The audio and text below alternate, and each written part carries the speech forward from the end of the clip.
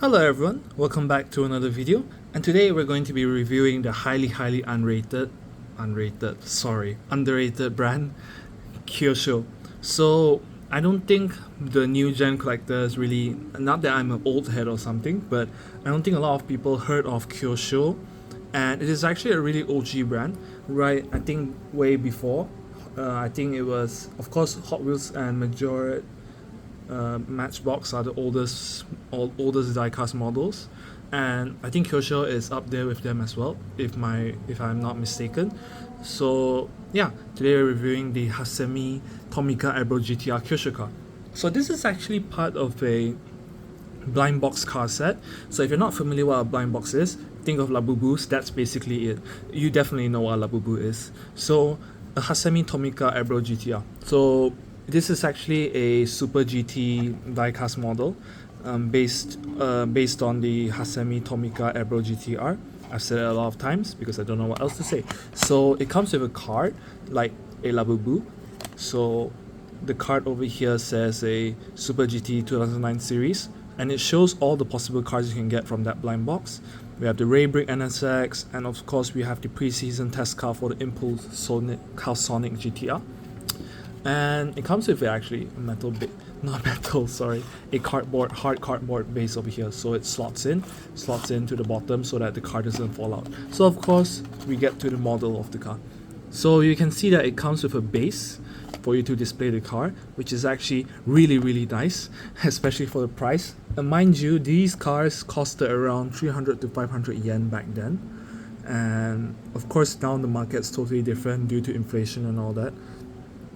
Don't really think inflation really plays a part in why it's so expensive now. It's actually not too expensive, but it's around the price of a mini GT now, if I'm not mistaken. And let's see if it's on par with a mini GT. And in some cases, it is actually, I would say it is actually better than some mini GTs. The rims, in some cases, I would say that it's literally like a mini GT rim. Completely no detail, only the spokes. That's it, just a mini GT rim. And we can see over here, this is where it kinda loses, because the front grille, you can see that it's smooth, no details on the grille, but I'm not sure if that's just how a Super GT car is supposed to be. And yeah, we can see another thing I want to say about this car is the back. I don't like the back really. It looks really low quality and cheap. Especially the spoiler, it looks like it'll just break off any second you push on it. I mean, no, that doesn't mean it's very weak. It's actually pretty sturdy, but it just looks really cheap, you know? Like, you see the paint is not that good as well at the back. I mean, on the spoiler part, you see it spills out onto the black. It's not really clean, but we look past all those negatives, and I can definitely say this is quite an underrated car.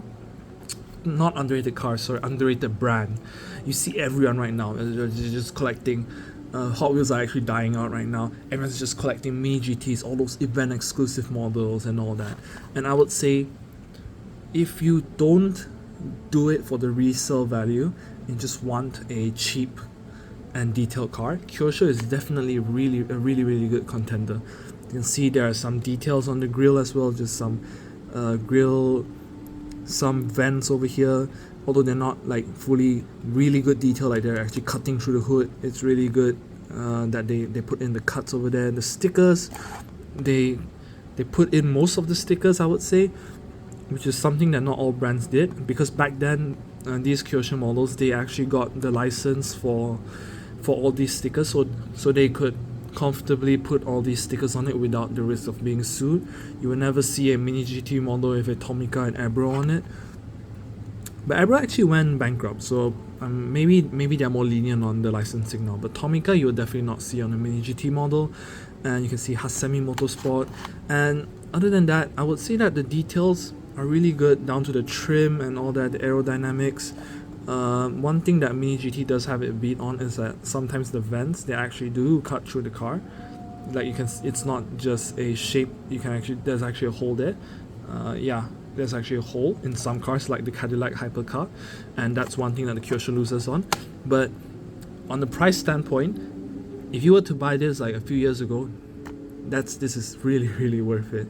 But right now, I would say the price is, it's around a mini GT price, and yeah, you're better off. I wouldn't actually say that.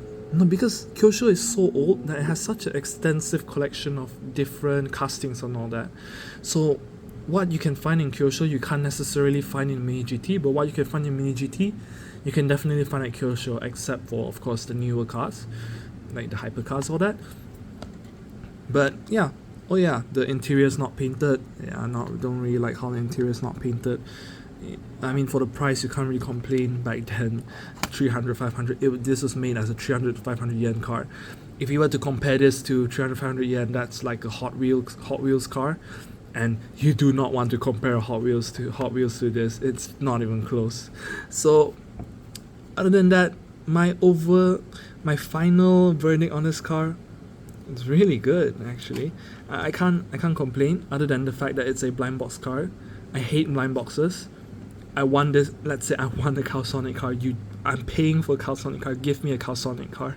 Don't give me an SC430. I don't like SC430s.